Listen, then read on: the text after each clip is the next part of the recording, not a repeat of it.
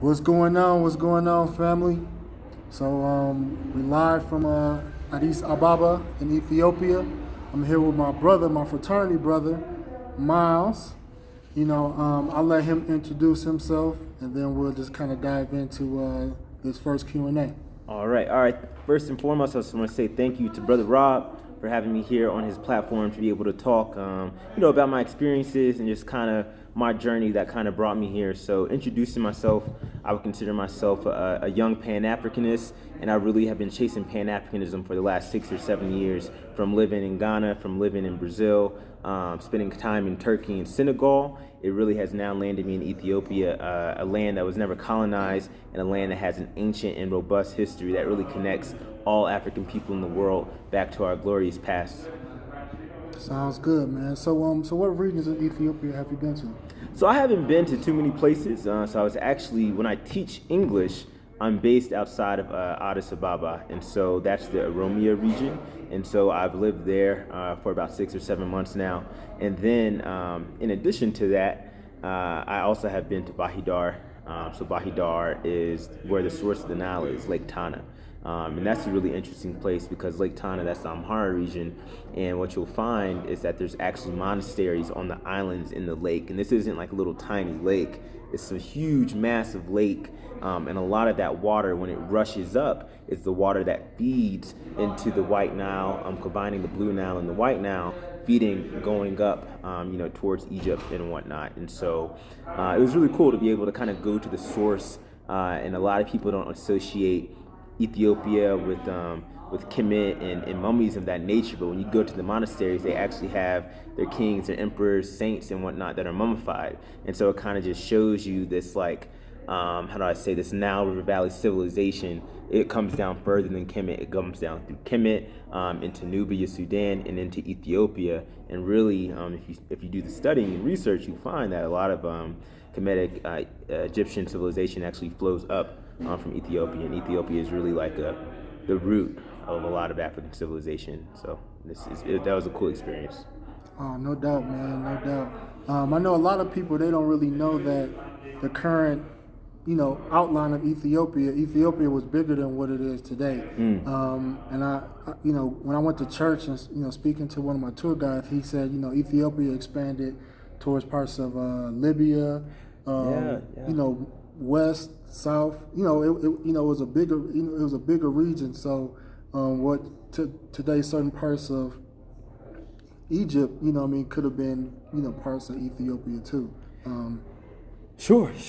Yeah, I mean, I think that there's Ethiopia is a very ancient name. I forget the exact date, but that was actually one of the names that the Greeks had put onto the Ethiopians, or the black African people that were from the south.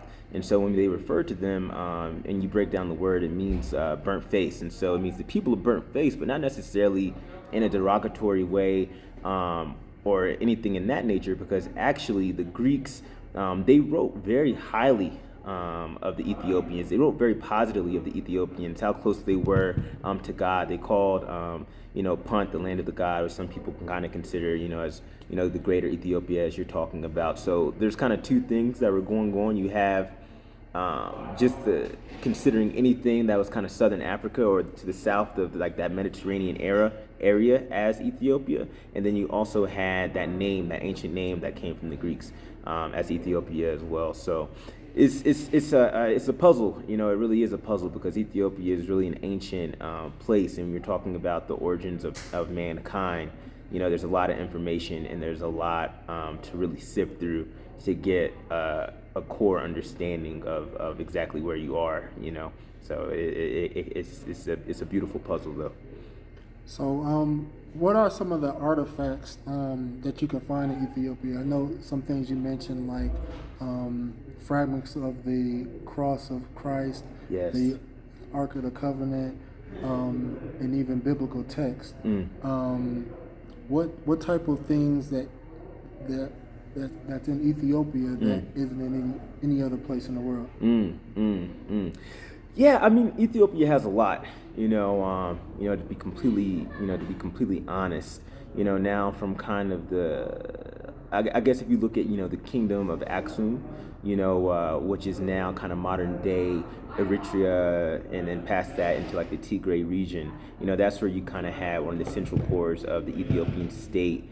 At one point, through the 3,000 year kind of period, where a lot of that centralization occurred. And I'm saying all that to say, so you'll find steles, you'll find the same way how in Washington, D.C., they have the huge, monument that goes up. They have steles like that as well, just the same as you'll find in Egypt. One of the considered wonders of the world is the Church of Lalibela. The Church of Lalibela was built by, I believe, Emperor Lalibela. And so what he did is he actually had the builders carve the church out of living rock, and this was over a whole concept of like really kind of creating the New Jerusalem and really uplifting the church. And one of the things as well is like the church was dealing with various incursions and attacks, so they created a church that cannot really be conquered, and that's the reason why they built the church into the rock in that way. So you'll find that whether it's the different types of buildings and things of that nature that you'll also find in kind of the Eritrea, Tigray region as well. Now, in terms of a lot of the different like ancient texts, you do find that in the monasteries too. So all throughout Ethiopia, there's different monasteries, and these monasteries are Christian, but there's also a monoastic tradition. Monoastic simply just means monkhood, to choose the pursuit of spiritual knowledge and spiritual understanding over all earthly things. And really what you find is that these monks are meditating on the Bible, meditating on the words of Christ throughout their whole lives. And so some of their ancient manuscripts, treasures, you mentioned like some of the true pieces of the cross, which they also have, are here. But I would say by and large the most important artifact, at least within the religious sphere of Ethiopia, is the Ark of the Covenant. So it's actually really funny. Behind us, you have a picture of the Queen of Sheba and King Solomon. So I'm not sure how many of us are familiar with this story, but you have the Queen of Sheba, which was an Ethiopian queen, Queen of Saba, Queen of the South, and King Solomon, which was the ruler of Israel at the time. He's mentioned in the Bible in a chapter of Kings. Anyways, so Queen of Sheba, she heard about all the knowledge that Solomon had, and so she said, well, I'm a new queen, let me go understand how he runs his kingdom, etc., etc. And so when she went with her large delegation, massive caravan, gold and all these things, he went up and they saw the king, and the king was enamored with her. Solomon was enamored with Sheba. And they spent time, they exchanged knowledge. She was teaching her, this and the third, and it kind of became time, for the night to end and for them to go to sleep. And he made sure that before they did that they had a meal, of course. And in this meal, what he said is to his servants, make sure you make her food very spicy. Add a lot of spice to her food. And so they did that. And one of the things that he told her, he said, okay, I will not, make any moves on you or anything, at night while you're sleeping, as long as you do not take anything from me, or my kingdom. So fast back forward, she ate all that spicy food and she needed a drink of water. So she actually took some of the water from King Solomon's room, and drank some of the water. And he said, what are you doing? I said, you couldn't take anything from me. And she said, oh, it's just water. And he said, no, this is, the kingdom of Jerusalem's water. So you violated our agreement. And it is that way that, their son Menelik, came to be off of that, breach in whatever their agreement was. So now that's kind of the mythology around it. So Menelik is actually the starter of the Solomonic dynasty.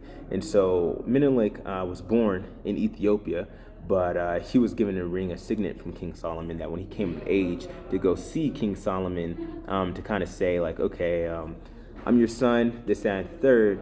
And Solomon actually wanted him to rule Israel. He said, okay, I'm ready to give you the reins to the kingdom. And he said, I don't want to rule Israel. I'm from Ethiopia. I will rule Ethiopia. That's where I will return to. And he said, okay, you have my blessing. But when he left to return to Ethiopia, so now I know that was a long story, so let me bring it full circle. When he left to return to Ethiopia, he took the Ark of the Covenant, because when Queen of Sheba came with Solomon, she converted to Christianity, and now the kingdom had become Christian. But now what he did when he went to go see his father, he took the Ark of the Covenant, put a replica there, and they returned to Ethiopia. And though Israel did make haste after them, they say that it was biblical in a sense that that Menelik's and his caravan, his party, they were literally floating with the wind, that they could not be caught. And they saw that as the blessing of God moving from Israel and moving onto the Ethiopians, where it has remained on to today. And so now there is a church, I believe it's in the Tigray region, that actually is said to hold the Ark of the Covenant. But the Ethiopian, paradigm is so interesting, because now, because of this whole concept that the Ark of the Covenant is here and we have the covenant with God, on our people, every single Christian church in Ethiopia has a replica of the Ark of the Covenant. So no one really knows where the Ark of the Covenant is through these types of, very simple things. It's like, okay, we have it. We could put a copy at every single church now. And now, that's part of the culture. So when they do, various holidays and traditions, they'll come out and they actually have the covenant. It's called a tablet that the holy man or the priest he would have on his head, and it's covered in cloth. And that's like the only time it will come out during the year, and people bow before the covenant, and kind of that representation of what that means to them and their people, and whatnot. So that would say that's kind of like the big thing that makes Ethiopia very special, is that story and how that affects the religious practices. Wow, man, brother, dropping some jewels, man. I'm gonna have to go back and definitely listen to this again, man. So we haphazardly kind of discovered we had some things in common, and he shared some things with me, and I shared a couple of podcasts that I listened to before, and one of the things that we kind of discovered or talked about was there's a movement, there are black people and other Christians that say, we want to abandon the westernized teaching of Christianity. We want to go to the source or the root, which points to Ethiopia. So there is a lot of people wanted to learn Christianity from its African roots. You want to. Yeah, no, absolutely, and I think that's exactly what we should do. You know what I mean?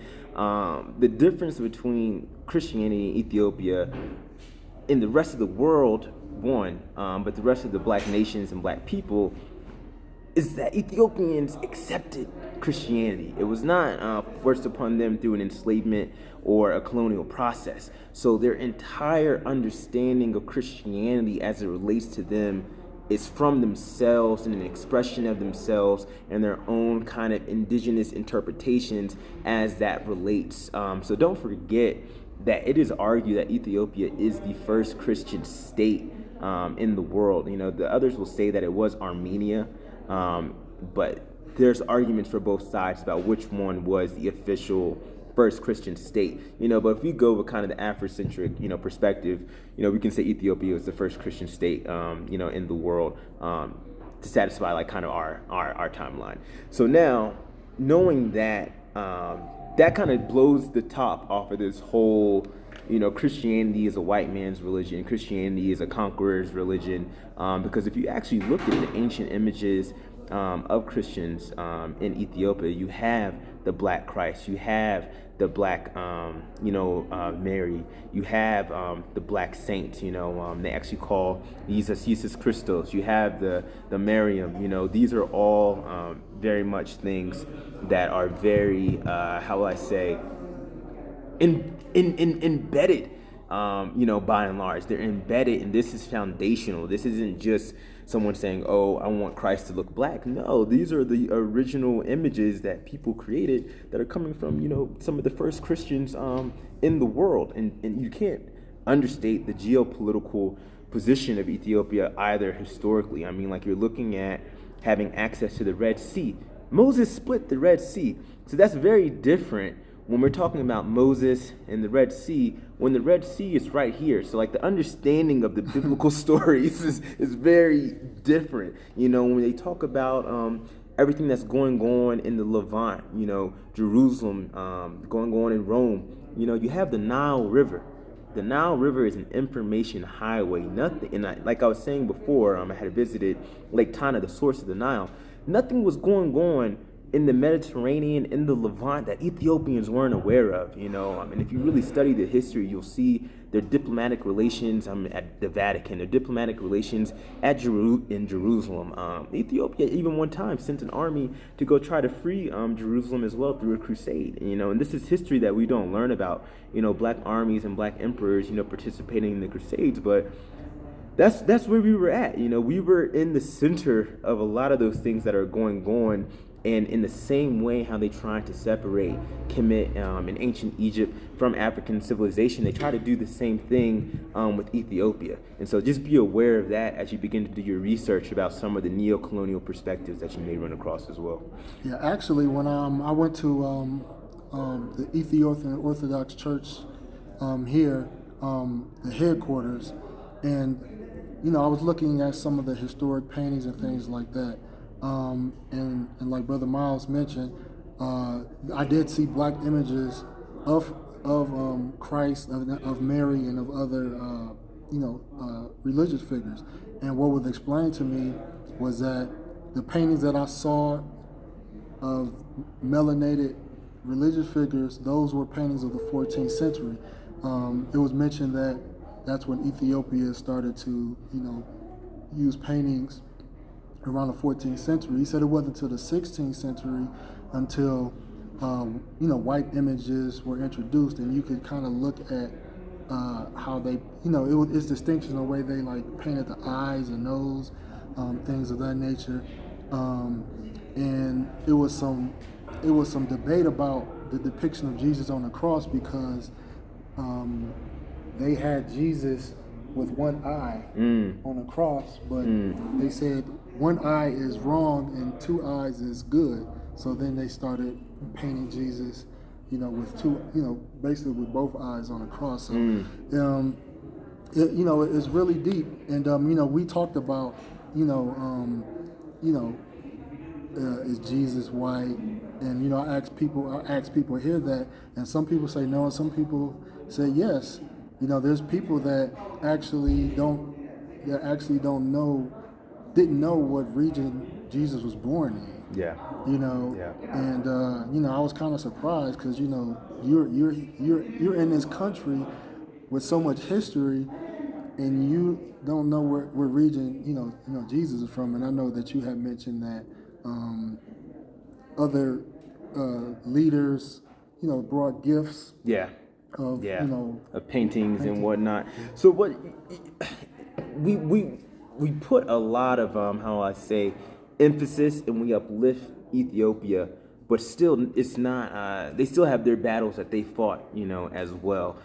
So like, even though they have some of these original black images, they still are dealing with the global, white supremacy, just as every single other black person in the world is dealing with global white supremacy. So for those of us who are familiar, with like African culture, someone gives you a gift or something, that is a big deal. So I believe the story I was referring to is that there was a leader in Europe, I forget exactly who it was, but they gave a gift of a white Jesus, It's like, now if the emperor says, okay, thank you, I'll put this in my palace, and he does, maybe now people are talking about, oh, which he has the white Jesus, I want not even the white Jesus. Oh, he has a different pictures of Jesus. I want the picture of Jesus that is in the emperor's palace in my home. And so those are some of the strategies that you'll see that kind of water down what is already here, versus kind of how we would perceive it in the diaspora. But now it's one of those things too. We have to remember, religion and culture are so tied intimately here in Ethiopia, where it's like it's ingrained, where it's not necessarily a conscious understanding or knowing of a lot of these things, but it's part of a lot of the wiring as well. So that's one thing that has to be remembered. And there's also we're still dealing with a lot of a lot of it is just how would I say, people have different access to different levels of information too. People have access to different levels of information, and even though Ethiopia was not colonized, there still were attempts to rewrite their history, by colonial, forces and whatnot. And so those things also have spread into the church, of course. And that's been a battle that the Ethiopian Orthodox Church has been fighting for a long time. Whether you're talking about Protestantism or you're talking about Catholicism, these are all, Right. Forces that try to get, the Ethiopian peoples to kind of come into, their version of Christianity, when really the version of Christianity that they have is it's actually quite powerful, because there's really a philosophical underpinning that really caused the division between like the churches, and it has to do with the nature of Christ and his divine nature. And so yeah, that's another conversation we could get into, but but that's kind of what it's based on, though. But yeah, I mean, what you touched on as far as rewriting history, when I was asking questions with people on the ground, and I was referring to information I got from Wikipedia, and Wikipedia was so wrong. It was wrong on so many things, and I was just like, wow, you know. So that's another thing that you ought to be conscious about if you're interested in learning more about the history. Like what you find online is not fact, and being on the ground here is very important, or communicating with people on the ground here is very important, because what's online might not necessarily support your theories. So I wanted to kind of touch into, you mentioned about something about Ethiopia being the New Jerusalem or the chosen people. Can you elaborate on that? Yeah, I mean, that was basically, King Lalibela.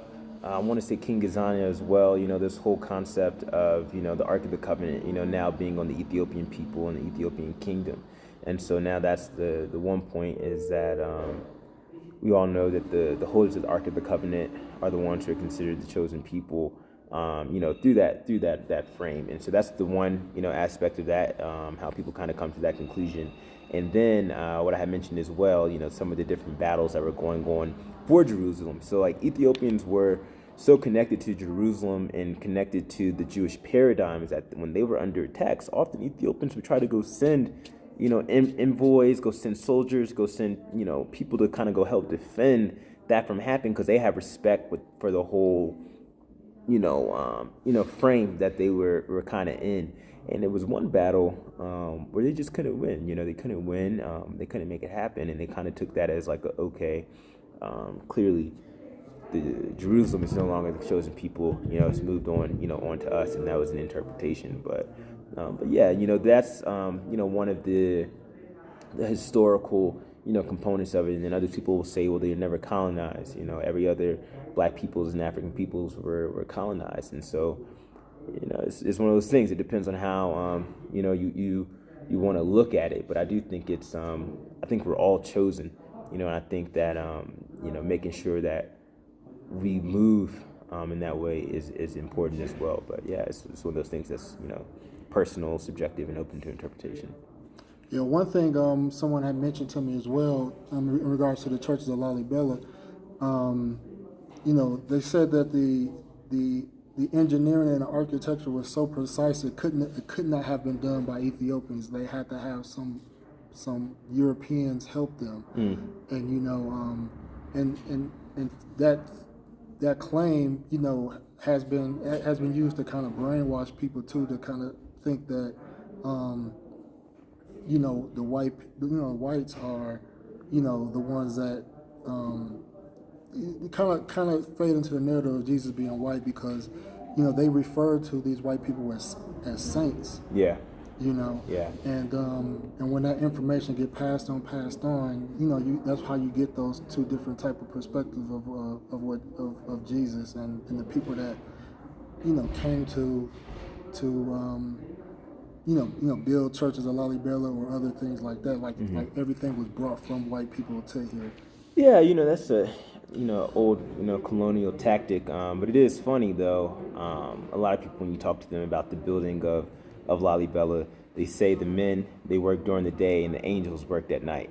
So that's kind of the the thought process that they do know or believe that it was a divine sort of thing, and I think that's fine. But this whole notion that white people or anyone else had to be involved isn't really true, because really Ethiopians are expert builders. And again, now River Valley civilization, like from Lalibela to the pyramids of Nubia, there's a lot of similarities there. There's a lot of similarities in potential of the techniques that are used. So just making sure that when you frame Ethiopia, frame it up the Nile River, and you'll get a lot of the solutions to some of these questions that they pose to you, and don't always necessarily feel like you have to leave the African continent for those answers. So it's not necessarily coming from Britain or another European power. It's not necessarily coming from Yemen. A lot of the information and a lot of the solutions and answers to these questions are found within Africa, especially when you follow the Nile. Good, man.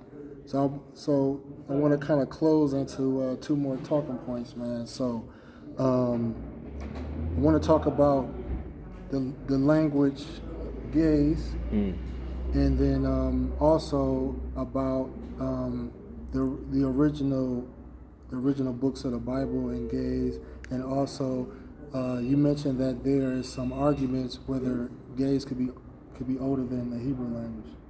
Yeah, so I mean, I'm not a specialist or a linguist or a theologian by any means. This is just kind of from my own reading, research, and kind of living here in Ethiopia. But yeah, Giz is an ancient language. Yes, that is true. But I don't know if I will broach this question. I might leave that for someone else or someone I have in mind who will be able to give you a better answer to this, but I don't want to give you wrong information, so I'll let somebody else answer that one. But as far as the earliest Bibles in Ethiopia, they were written in... Yes, that's correct. Yes, so the earliest Bibles were written in Giz. Giz was the religious language, at the time, and so you had a court language, and then you also had the language of like the religion of the priests, and that's true. That's factual. Now, yeah, that's true. Yeah. Okay. Before I forget, man, name drop some of the popular podcasts or people that you're aware of that have been studying the African roots, Ethiopian Christianity. Kind of name drop some people so they can like maybe Google or try to. Yeah. I mean, I think some people you could follow. I know Vince Bantu. He's one. I know he's doing work with the Ethiopian Orthodox Church. A good brother of mine, Kamal Grimes. He's not necessarily deep into the Ethiopian Orthodox Church, but he is a scholar on Ethiopianism and Ethiopian history. So looking at any of his talks or lectures on YouTube, I would definitely recommend. But really what I would suggest for those who are looking to kind of engage, especially those in like the U.S. where there's large Ethiopian diaspora communities, is to go engage with the churches. That's a variable that hasn't necessarily been here before. That's kind of new. Within the 2000s period. Within the 2000s, we now have multiple Ethiopian Orthodox churches in the United States. Yep. And that was never really the case. And so Emperor Haile Selassie, when he did come to his delegations to the U.S., he did arrange for a bishop to come and set up a church. And you have the Abyssinian Baptist Church, and you had some of those early Ethiopian Orthodox churches. But now as the diaspora came from Ethiopia, those are community centers, and they're all throughout the U.S., now in Europe, the Caribbean, because those were sent out earlier on that first wave by Emperor Haile Selassie. So now my thing is, what I'm getting at is that this isn't just theology or theory. You can go to these places, you can go ask, you can go engage, you can go see the customs, you can go see the traditions and cultures, and that can be your starting place. Like before, the church was really accessible. The starting place may have to be in the book. It may have to be, going to search out some person who knew something. There's only one person in the city or whatever. my point that I'm making is that it's accessible, and to go engage with these churches now, because I think that hasn't necessarily existed before. So let's take advantage of that new of that new dynamic. Definitely, man. So the last thing in this first Q&A part, and also I'm going to leave some links of some sources you guys could look into and listen to as well. I was curious about something you had mentioned, and I'm going to probably talk about this at another time, but you talked about a matriarchal system here. Yeah, so before the Solomonic dynasty, like Ethiopia and most of East Africa was matriarchal. That goes down to the two cradles theory. Cheikh Diop basically talked about how, the Rome, places with lack of resources, Europe basically, they had patriarchal systems. And also I think he could divide it among the weather. It was all based on the weather and access to resources. So some places in Latin America, I think he said the Aztecs were also one of the other cradles that were similar to Europe or whatever. Essentially what he's getting at is that places that there was abundance, there wasn't necessarily a need, for the patriarchal system. It was more matriarchal.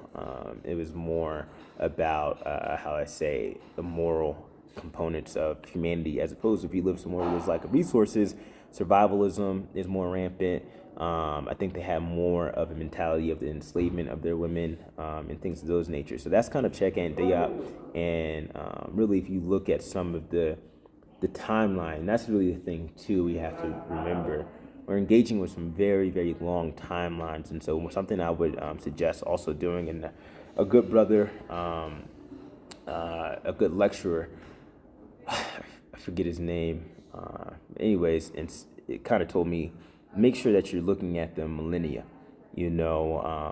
Count each 1,000 years. Really, that will give you a little bit more insight than when you're so focused on, whether it's 400 years, 200 years, or whatever. When you count the 1,000 years, that really gives you insight into where we are. Because even the Solomonic dynasty is only 3,000 years. So what were the Ethiopians doing, before then? Before then you have Kush. Before then you have, the civilizing, of the world, for 100,000 years, or so. And that's, was an all black, paradigm. Our first migrations, that was us, going to different areas and whatnot. So yeah, I would just really, really, really encourage you to kind of look at the timeline in terms of millennia. Actually, what was it? I forget what the exact question was. It was Matriarchal. Yeah, and so the whole reason I'm saying that is just that there existed different structures, at different periods, and you do still kind of see, some of that. I think in Ethiopia, there's a deep reverence for for women, for womanhood, and yeah. So I do think some of those things are still here. But again, you can kind of check out Cheikh Diop, and he can kind of give you a little bit more insight into the two cradles theory. Yeah, that's one thing I noticed here, and I'm going to try to ponder on this. But I do notice the women in society are highly respected. You don't see a masculine macho culture with the men, and like if a woman doesn't want to do something, she's not going to do it. Men respect it, and women here can be themselves without being forced or pressured into doing anything. And it's kind of unique because, Ethiopia has a strong, military. You would think that masculinity would trickle down to how they interact with their women, but it doesn't. So, and I've been to South Africa, for example, where the men are more masculine. The women kind of fall in line with what the men want, and but they respect their women as well. So it's amazing how you can have two patriarchal systems that respect women, but Ethiopia, you see more of a matriarchal structure here. But we're gonna wrap this first session up, and stay tuned for part 2. All right.